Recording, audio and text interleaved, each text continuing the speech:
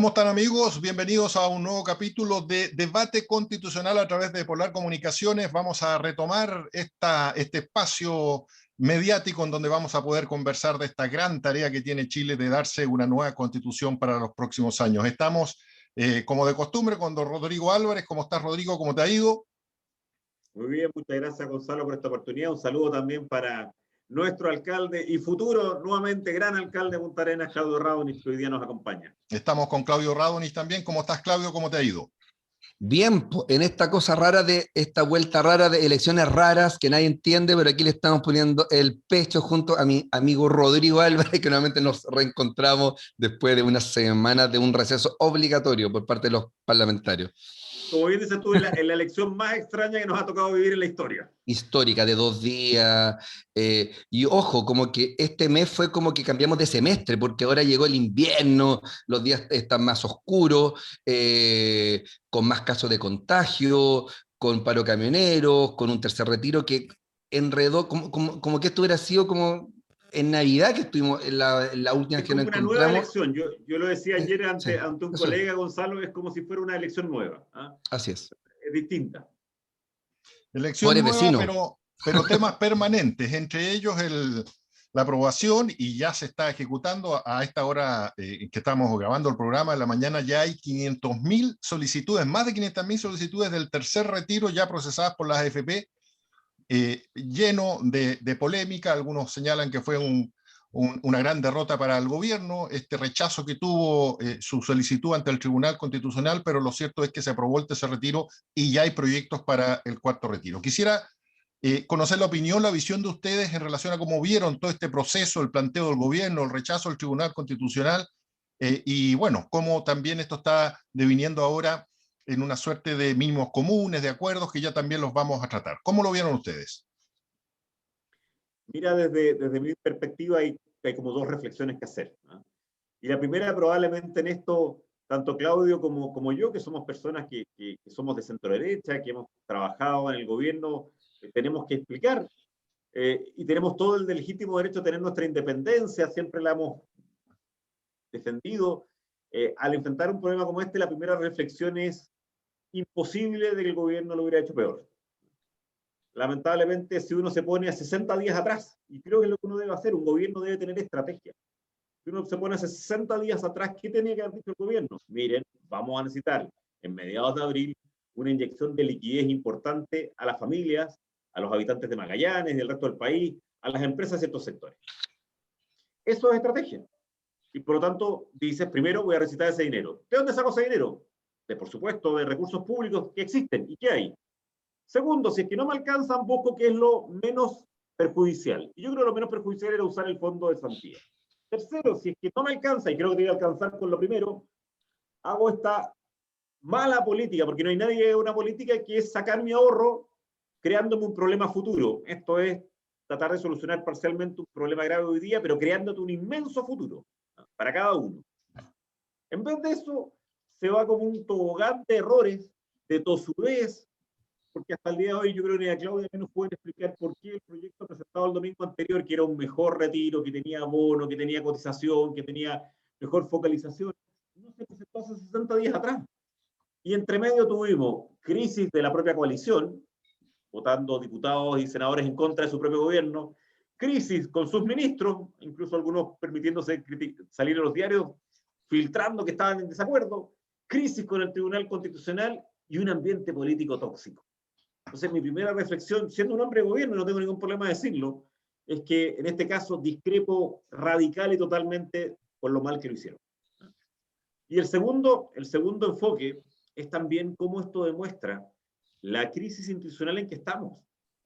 Porque así como uno puede criticar al gobierno, yo también creo que hay que criticar al Congreso, donde se han tomado atribuciones que no tienen, y donde ha hecho un juego político de buscar vencer al otro de una forma muy negativa, atribuyéndose principios, transgrediendo normas constitucionales tanto permanentes y de fondo como transitorias, y llegando a esta situación en que fue, lo decía el otro día, justo me estaban entrevistando, fue como un corral de una estancia, entraste en un corral más grande, más chiquitito, hasta que llegaste al brete y después la manga. Así se puso el gobierno, pero así al mismo tiempo ha estado la oposición sin capacidad de llegar a acuerdos.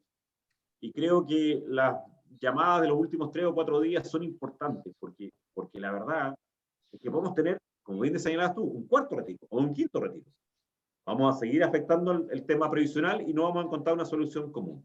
Entonces tú me dices, ¿cuál es mi reflexión después de estos 60, 70 días? Primero, no puedo entender lo mal que lo hizo el gobierno, no puedo entender la falta de estrategia, no puedo entender el cúmulo de errores. Y segundo, al mismo tiempo, un llamado ante estos tensión institucional, yo creo, basada en un populismo excesivo, en atribuirse a facultades que no tienen y que nos lleva a una situación, no cabe mejor palabra, que tóxica a nivel político como la que vivimos en las últimas 3 semanas. Enseguida vamos a conocer la opinión de Claudio Radonich, pero aprovechando que tú fuiste subsecretario de Hacienda, Rodrigo, me gustaría también preguntarte en esta misma lógica de dónde se pueden encontrar recursos, y aclarando de que la gente que está en contra de los retiros no está en contra de que se le ayude a la gente, lo que está en contra de que se usen los recursos provisionales para eso. Existen los fondos de estabilización económica, que yo entiendo que todavía tienen una cuantiosa cantidad de dinero en el extranjero, y también está la posibilidad de que se aumente el endeudamiento del Estado para que la ayuda sea a través de los fondos públicos y no a través de las pensiones. ¿Cuál es tu visión en relación a eso? Primero hay que decir que y cuando uno lo compara, y lo comparan personas que no tienen nada que ver con el gobierno y que incluso son críticas al gobierno, ellos reconocen que el gobierno ha invertido, ha usado muchos recursos públicos. Pero ahí, y Claudio me consta que igual que yo, Marco, alguna vez lo discutimos, se hacen políticas que al final tienen o pueden ponerles esta etiqueta muchas veces injusta de letra chica. Porque tú sabes que con los bonos que se entregaron en este periodo de tiempo se benefició a cerca de 1.800.000 personas. Y hay 100.000 personas que están apelando, que se perjudicó. Pero quiero decir, no hay nadie aplaudiendo, o ese 1.800.000 personas no están aplaudiendo los resultados y los otros están muy criticando lo que ocurrió. Entonces, primero se diseña una política que yo creo que tiene innecesariamente letras chicas o errores. Y en ese sentido, la plata y la demostración que está es que estuvimos dispuestos a colocar, acuérdate, el domingo pasado, un bono, que más encima ahora está el proyecto de ley de 200.000 pesos para cada persona que no tuviera. O sea, recursos con fondos públicos hay. No hay mucho más, hay que ser súper responsable, sobre todo cuando pensamos redactar una nueva constitución, pero hay. Segundo, como te decía hace un instante atrás, y tú tienes, hay otros instrumentos. Un instrumento, sin duda alguna, es endeudamiento. Un tercer instrumento es modificar algunas de las pequeñas variables tributarias que producen ingresos importantes. Pero el cuarto es utilizar recursos que probablemente no afectan tanto con las pensiones. En ese sentido, la idea de usar el fondo de cesantía, pero la parte solidaria, la parte pública del fondo de cesantía, al mismo tiempo se puede inyectar muy fácilmente dinero, era mejor que obligarnos a obligar a los magallánicos y a los puntarenenses a sacar su plata, la plata que es propia de su fondo de pensión. Claudio, ¿cuál ha sido tu visión de esta situación? A ver, primero, la falta de planificación, porque finalmente siento, y todos sentimos, que con el tercer retiro hubo un show, que era malo, y el gobierno después dijo, voy a proponer mi propio proyecto.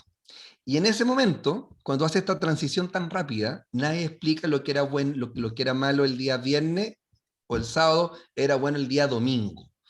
Entonces, el tercer retiro no era ninguna sorpresa. Si esta cuestión no es que estamos durmiendo en Marte y que vengamos a la Tierra cada tanto tiempo, sino era un tema totalmente razonable.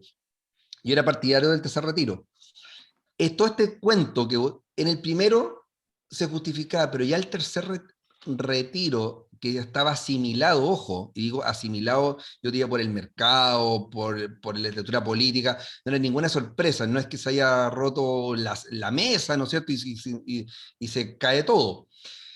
Pero el tema de fondo es lo que hemos planteado varios alcaldes. Si tú juntas toda la plata que se ha entregado, y hubieras hecho una división con familias, incluyendo a clase media, hubiéramos entregado directamente. No es lo usual, lo tengo también súper claro por la focalización, pero en una situación de esta envergadura es mucho más limpio hacerlo, porque tal como decía Rodrigo, se anuncian grandes bonos, vino el subsecretario de Desarrollo Social, me acuerdo que la subrogante me dijo que la cantidad de beneficio es muy buena, muy potente, pero se termina dando una cantidad de explicaciones que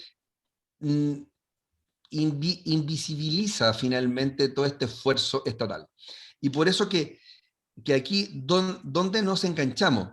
El rol de las municipalidades. Y doy como ejemplo, y yo creo que pasó en muchas, pero yo con orgullo puedo decir la de municipalidad. Cuando esta crisis llega, no solamente afecta a las personas con más bajos ingresos, sino también a muchas personas de clase media. Por ejemplo, dos personas que tenían un sueldo de 1.000.000 de pesos cada una y que cerró la empresa de turismo que trabajaba porque no hubo ninguna temporada, ¿no es cierto? Y una empresa de retail que cerró, ¿no es cierto?, por problemas. Esa persona que arrendaba su casa nunca conoció la palabra Videco o municipalidad o ayuda social o ficha social. No estaba dentro de sus conceptos. Pero para eso, nosotros ¿qué hicimos en marzo? Generamos una agenda social, priorizando, por supuesto, las personas con su ficha social, pero también dimos espacio, y un 8% de las ayudas que hemos entregado fueron a personas que no tenían ficha, pero sí se le hizo un informe social que permitió que accediera.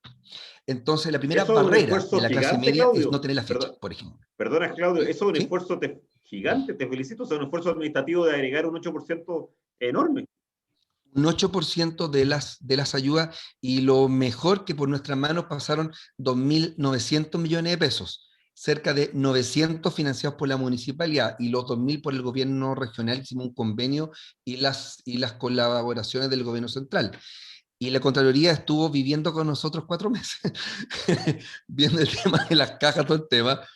No, ninguna observación de ni un peso, porque son fondos públicos, lo que también hay que recordar. Pero lo que uno hubiera pensado nosotros como una instancia de entrega, Banco-Estado con la cuenta RUT, o sea, hubiera sido mucho más ordenado, mucho más limpio generar finalmente esto. Por supuesto, de los 100, a lo mejor 20 hubieran estado mal puestos o no tan bien puestos, pero hay 80 que pudimos colaborar, que es el criterio. Porque si tú te preocupas de los 20, con tanto requisito, matas al 80% que va a estar muy complicado en cumplir con toda esta formalidad. Yo creo que ahí el error, insisto, bueno, todos somos generales después de la guerra, después de esta gran situación, haber sido un poquito más, o sea, más abiertos a la universalidad. Vuelvo a insistir, no es lo óptimo en política pública, pero en una situación de excepción, toma medidas excepcionales. Esa es la gracia finalmente de estos estados que nos dieron vuelta el eje, finalmente, y creo que hubiera sido mucho, primero, pensando en lo que nos importa, las familias, ¿ya? Dos, haber entendido que los requisitos que el Estado pone, porque ahora nos dimos cuenta además de un número importante de personas que son emprendedores o que trabajan en ciertas áreas que no están formalizados. Por ejemplo, turismo, que son de segunda categoría y no de primera, lo que quedan fuera de todo lo que es Cercotec, todo lo que es Corfo, ¿no es cierto? Y de los de segunda no calzan finalmente para estos bonos. Por eso que faltó esta visión más universal con el objetivo que si juntamos la plata que todo se ha dado y la repartimos, creo que los montos son muy potentes. El tema es que se contaminó todo por otras razones. Y el tercer retiro es un salvavidas justamente para la clase media que no pudo lamentablemente tener beneficio durante los últimos meses. Así es. Bueno, un tema que va a seguir en el debate porque, bueno, la pandemia promete seguir colocando problemas a los chilenos. Hoy día, afortunadamente, se conoció el IMASEC, que estuvo bastante alto, pero tenía una base baja del año pasado. Pero la economía aparentemente se está empezando a mover y eso siempre es una buena noticia para esta situación tan estrecha que están viviendo muchos chilenos. Ahora, también se abrió una discusión en relación a este tercer retiro y que está directamente relacionada con una nueva constitución que tiene que ver con el rol del Tribunal Constitucional. Y en ese sentido, Rodrigo, yo ya te he escuchado algunas opiniones, me gustaría también conocer la visión de Claudio. ¿Qué propones tú una nueva constitución? ¿Tener un tribunal constitucional, elegir a sus miembros de otra forma, que vaya a la Corte Suprema, no tener ningún organismo? Y que nos pudieras explicar un poco cuál es el rol y la historia de este tribunal constitucional, Rodrigo. Mira, toda democracia seria, todo país serio tiene un tribunal que define las materias constitucionales. O sea, lo primero, para que los mayareños lo tengan claro, no hay democracia, que realmente podemos llamar esas perspectivas, que no tenga un tribunal independiente que decide cuando hay una discrepancia constitucional, cuando hay personas que piensan que algo es o no es propio de la Constitución. Algunos países como Estados Unidos, una gran democracia, entrega esto a la Corte Suprema. Otros países como Alemania tienen su propio tribunal constitucional. Yo prefiero, y esto es una reforma desde el año 1970, tener en Chile, en nuestra Constitución, un tribunal constitucional. Pero hay tres cosas que hay que reevaluar, que al menos son las que yo haría como constituyente. La primera es el número de los integrantes y requisitos para hacer. Hoy tenemos un tribunal de 10 integrantes, lo que lleva a que muchas veces el presidente tiene que dirimir. Y los presidentes han tenido carga política, que es lo que le molesta a las personas. A veces es injusto y se habla solamente de este tribunal, pero yo quiero recordar que el presidente Carlos Carmona, distinguido abogado que trabajó 3 gobiernos seguidos de la concertación, decidió 28 veces él con su voto la definición. Entonces, primero, ¿cuántos y cuáles son sus requisitos? ¿Quién designó a Carmona? ¿Ah? ¿Quién designó a Carmona? ¿Recuerdas? Michelle Bachelet, yo creo que fue Michelle Bachelet. Pero ahora mismo, porque en esto no hay que ponerse político en el sentido transversal. No, también lo hicimos, también lo hizo el gobierno de nuestro sector, y María Luisa Abraham ha tenido que dirimir materias, que también trabajó para la moneda. Entonces, ni siquiera estaba haciendo una crítica a Carlos Carmona, sino que sencillamente estaba diciendo que no me vengan a decir que solamente ahora. Ha ocurrido desde que el tribunal tiene 10 integrantes y hay un presidente. Entonces, primero, número y requisitos de sus integrantes. Segundo, muy importante, cómo se decide. Y la verdad es que este modelo de designación en que propone el presidente y elige el Senado nos ha conducido a un empate y a un cuoteo político que para una institución como esta es absolutamente inaceptable. Los primeros 25 años de la Constitución el modelo era distinto. Por ejemplo, había 3 integrantes de la Corte Suprema que no tenían nada que ver con la designación política. Y lo tercero, ¿en qué momento conoce de las causas? Esto yo sé que es una materia aburridísima, probablemente en este instante hay gente que está bostezando, pero solamente quiero que los diga, quiero que los magallánicos sepan la importancia de esto cuando uno piensa en lo que hemos vivido las últimas 3 semanas. O sea, cuando alguien te dice, pero qué latoso hablar de una serie de temas que no son particularmente entretenidos de la Constitución, lo comparto, pueden ser una lata, pero son tremendamente relevantes como esto. O lo mismo como tribunales, o lo mismo como atribuciones o momentos, o las atribuciones de los municipios, o las responsabilidades de los alcaldes, en que Claudio ha vivido un momento extraordinariamente injusto en las últimas horas, precisamente porque cuando la gente se preocupa de la importancia de las instituciones y de cómo realmente deben fallar, actuar, o cómo deben transmitirse las noticias sobre ello. Claudio, me gustaría también conocer tus visiones acerca de este Tribunal Constitucional y después vamos a conversar un poco de esta polémica que ha habido en relación a las deudas provisionales de la Cormupa. Bueno, lo del tribunal se crea el 71 y algo muy importante, nos da la garantía finalmente de tener un marco. Hay 3 hitos fundamentales para que lo recordemos. Primero, fue creado bajo el gobierno del presidente Eduardo Frei Montalva, con un acuerdo de las garantías constitucionales frente al presidente Allende. Y este tribunal se mantuvo también durante el gobierno militar. Y de hecho, gracias al Tribunal Constitucional hubo un registro electoral, ¿no es cierto?, y propaganda que permitió que el plebiscito se desarrollara con garantías democráticas distintas a las que se habían pensado en un momento dado. Por tanto, el tribunal además cumple un rol de garante, de sobregarante finalmente de la base de la institucionalidad. Por eso que más allá del color político, el corazón político de las personas, siempre se ha constituido por grandes juristas, mujeres y hombres, destacadas personas de derecho. Y por eso que cuando se ve como una tercera instancia, esto es cuando uno cae como en la cosa chica. Por supuesto que hay cosas que hay dudas, que siempre van a haber dudas, y que alguien tiene que dirimirlas. Y esto no puede ser por un plebiscito, ni por votación, ni por popularidad, sino simplemente en el Estado de Derecho, un órgano de derecho estricto el que debe zanjar algunas dudas que se hagan.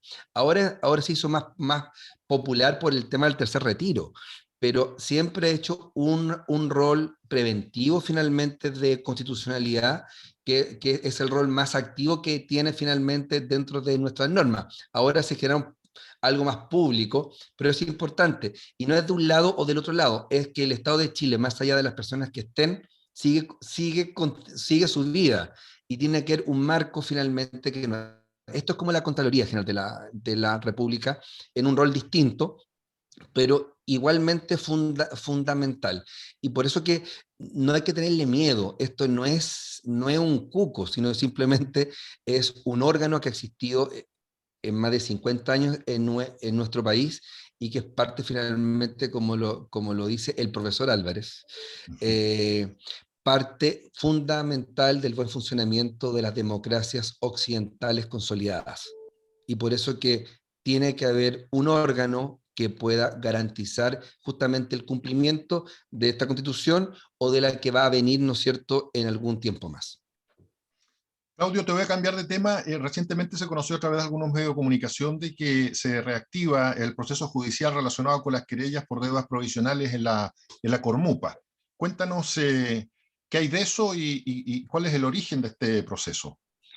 Primero, bueno, contarles que cuando uno llega, y pues uno tiene una continuidad, cuando uno llega, ¿no es cierto?, a la municipalidad o a la corporación, es que partimos de cero y todo lo que estaba se olvida. Y por eso que cuando llegué habíamos muchas demandas y querellas. De hecho, hay una que fue muy conocida, por 4.000 millones de pesos, pucha que no, que es casi un cuarto de lo que tiene nuestro presupuesto municipal. 4.000 millones de pesos fue presentada el año 2015. Pero 2016 por deuda del 2015. Y además, la más conocida también, junto con esa deuda que ya la pagamos, fue una querella por uso indebido de fondos públicos durante el 2015-2016, que fue presentada el año 2016. ¿Contra quién? Contra el alcalde de la época, don Emilio Bocasi, y la secretaria general de la corporación, doña Cristina Susi. Y eso fue presentado por el Sindicato de Asistentes de la Educación, liderado por el señor Quintul. ¿Y qué es lo que ha pasado? Primero, jurídicamente dijeron que no era lo correcto, pero se hizo. Uno hubiera dejado de pagar, porque eso correspondía a tales personas. ¿No? Pero lo que se hizo y lo que no me arrepiento es haber pagado la deuda de estos funcionarios del 2015, 2010, 2016, y claramente esto significó ir generando una deuda. Este tema que fue pagado en su momento, los abogados de la corporación nunca se hicieron parte y luego hubo una ampliación de la querella que también fue pagada. Además, quiero señalarlo. Lo extraño es que esto ha seguido su ritmo como corresponde. A mí, en mi caso, en noviembre del año pasado, se notificó de esta audiencia, se entregaron los documentos que lo están revisando con la demora que ha tenido todo este proceso producto del COVID, donde están los pagos de cientos de personas que se le debía.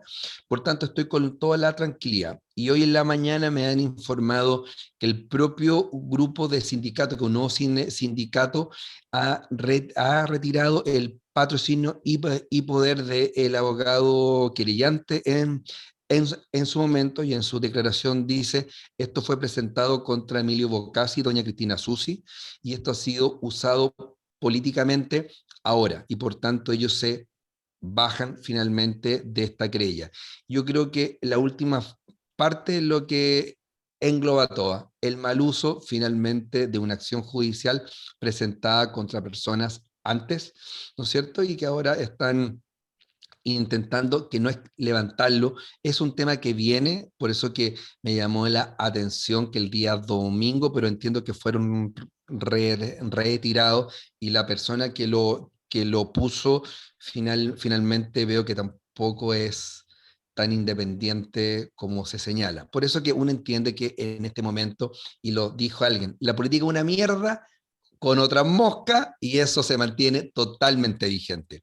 Lo único que uno pide es responsabilidad con los dichos, con los hechos, y sobre todo que sobre la información fidedigna finalmente se puedan generar declaraciones y no armar estas trenzas que finalmente buscan un objetivo político. Yo quedé impresionado finalmente por lo que pasó hoy en la mañana, que el sindicato dijo: aquí hay un abuso político de una situación que ya fue zanjada en su momento, y para eso no nos prestamos. Esto es tener dignidad que hace mucho tiempo uno no nos ve en muchos sectores, lamentablemente, con los que uno debe compartir, como en este caso ciertas agrupaciones de la corporación municipal. Oye, Gonzalo, déjame solo agregar 3 cosas de la reflexión que hacía Claudio. La primera, y confirmar eso, que es la cantidad de autoridades, como es el caso de Claudio, que llegan a un puesto y se encuentran con desaguisados, por decirlo de forma elegante, previos o por falta de recursos o por falta de deudas pagadas, no ni siquiera entrando a ningún tipo de infracción, ni penal, ni nada, sencillamente desorden, falta de pago, etcétera, y las asumen.